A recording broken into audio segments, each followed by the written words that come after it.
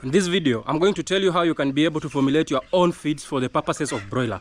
Most farmers have kept on asking me how can they be able to formulate the feeds so as they can be able to feed their broilers. So make sure you stick around up to the end so as you can know how you can be able to formulate your feeds for broilers by the use of a concentrate. I've never posted a video of how you can be able to formulate feeds for broiler chicken for the purposes by the use of a concentrate. So make sure you stick around and like the video. I keep on insisting, like the video and subscribe to the channel. So you want to make your broilers get ready in 35 days. You don't want to wait for a very long time before your broilers get to the market size or the market weight. So you want just to take a minimum of around 35 days, like almost 40 days, and your chicken are ready for the market, for slaughter. In this video, I'll start by So the first thing that you have to really know when you are making feed for broiler by the use of a concentrate is that you are using another kind of a concentrate. We are not using a concentrate that has something known as 20% in it. We are using a concentrate that has 35% in it.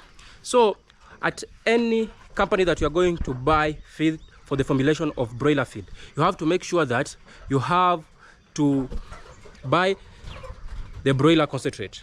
The layer concentrate and the broiler concentrate have different composition. Okay, so you have to make sure that you are purchasing the one for the broiler one.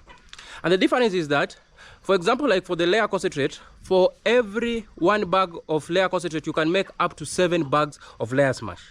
But for the broiler part of it is that for every 1 bag, for example, if it is for the starter mash, you'll only be able to make 4 bags of 50 kg. And for the finisher mash, you'll be able to make 5 bags of the finisher meal for the broilers. So that is the disadvantage of you formulating your own feeds by the use of a concentrate in the formulation and production of feed by the use of a concentrate in the broiler feed. So how can you be able to make the broiler starter mash? What you have to do, you have to make sure that you are using whole maize 80 kgs, you are using maize germ 70 kgs, and you are using a concentrate of 50 kgs. If you do that, then you'll be able to make 200 kgs of broiler starter mash. You can decide by using a pelletizing machine, you can convert that to make pellets, small pellets for the broiler, so as they can be able to consume the food wholly. Because we find out that some chicken usually tend to eat the bigger particles in food and they leave out the smaller particles. For example, if the concentrate is so fine and you find out that you have grinded your maize and your maize is a bit big, then you'll find out that the broilers are only eating the maize particles and they are leaving the concentrate part of it that has a lot of the proteins. So you end up finding out that you have inconsistency in growth on your poultry farm, and you want to be able to avoid that.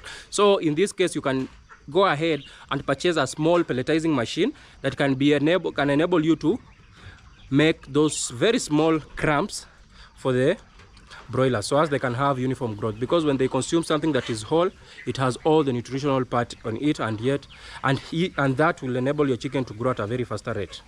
So why are we trying to lower down the maize germ? Maize germ has something known as phytic acid. The phytic acid is this kind of acid that is found in the maize germ before it is fermented. So make sure, I saw a video where someone was saying that he has placed the maize germ or the maize bran in the chicken coop so as it can remove the heat.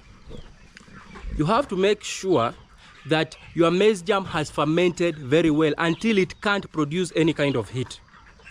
Most people, they usually really don't know what is going on over here. That phytic acid that is found in the maize germ, a lot of it is found in the maize germ. It usually prevents the absorption of a lot of minerals and vitamins from the body to the body of the chicken. So when you give your chicken maize germ that has just been processed right away from the maize mill or from whereby the posho mill, whereby they have just processed it at that moment, and it hasn't fermented well until it has removed all that heat, so as you can enable you to give to your chicken when it has fermented completely and it is not emitting any kind of heat, it's not reacting. If you just feed that to your chicken, then you will have a lot of mortalities on your poultry farm, because that phytic acid will prevent other minerals and vitamins to be absorbed by the body of the chicken. So the chicken will lack those essential minerals and vitamins, and that can lead to your chicken, that can lead to mortalities on your poultry farm, and we want to be able to avoid that. So when you're using the maize germ, make sure that you're using the maize germ that is completely fermented. Okay? So if you do that, then you'll enable you to be able to make proper feed for your poultry farm and also make proper feed for your broilers. These go cuts across, even if you are rearing the layers, even if you are rearing the broilers, even if you are rearing the improved kienyeji breed of chicken, just make sure that for the maize germ, you are not making feed with the maize germ that is still emitting the heat. It is fully fermented. So that is how you'll be able to make proper feed for your broilers. And now let's go to how you can be able to make the broiler finisher mash. If you want to make broiler finisher mash, this is what you have to use. You have to use 80 kgs of maize germ. Then you'll have to use 120 kgs of whole maize. And the rest, the 50 kg, is the broiler concentrate. We are saying the broiler concentrate is 35%. Okay? We have a layer concentrate which is 10%. We have a layer concentrate that is 20%. And we have a broiler concentrate that is 35%. Those are the names of the broiler concentrate. The broiler concentrate is 35%. So make sure when you're going to purchase any broiler concentrate, don't confuse with the layer. Okay? Make sure you're purchasing the one for the broilers. Because you are seeing for the broiler part of it, I don't know if you'll cut cost when you're making broiler feed, but you have just to sit down and calculate what is the cost of the broiler concentrate. Because when you're using the broiler concentrate, you're making less feed. Unlike the layer concentrate, you know, the layer concentrate, we are making up to 7 bags. But for the broiler concentrate, the maximum that you can go is only 5 bags. Because when you tend and try to go so high, you'll find out that the crude protein that is needed by the broilers, which is over, you know, for the layer is around 18%, but for the broiler it can go up to 24%. Because those chicken are not, they are not genetically modified. They are done something known as selective breeding, whereby they usually choose best kind of chicken and then they breed them together. So as they can come up with a breed of chicken that is good for a certain purpose. So what they do something known as selective breeding. They select the best breed of chicken that have faster maturity, and they have done it for a very long time, that have faster maturity, then they breed them together. So when you breed 2 chicken that have, for example, if they mature in 50 days and you breed these 2 chicken together, there is something known as hybrid vigor, which will enable this chicken, the offspring, to mature as early as even 40 days. So that is what is usually done. And for example, on our poultry farm, we found out that those chickens that we are breeding, they started to lay at around 20 weeks of age. But we found out for the chicks that we sold to our farmers, they started laying as early as 17.5 weeks of age. 17 to 18 weeks of age. That meaning that the hybrid vigor is the impact that really helped the offspring to start laying at a very early age. So if you're doing any kind of poultry farming, you have to really know that it is not genetically modified organism. What is done there is known as selective breeding. And that is what happens on the broiler farms. So for those guys that want to make broiler feeds, they have to be really keen on what they are doing with their feeds. They have to make sure that they are not giving maize germ that is not fermented. They have to make sure that they are crushing their maize to have a homogeneous composition. That if you do all those things that I'm telling you in this video, then it will enable you to be able to make one of the greatest and successful broiler poultry farming business. So guys, make sure you like and subscribe to the channel. So guys, during this rainy season, or can I say during hot weather, there's a lot of diseases that usually attack poultry farms. Because due to high temperatures, there is enough, when high temperatures with a bit of moisture, for example in the chicken coop, that can lead to proper grounds for the incubation of diseases. So this is just an overview or something that I can add in this video. I don't want to make another video because it will just be like a 3-minute thing.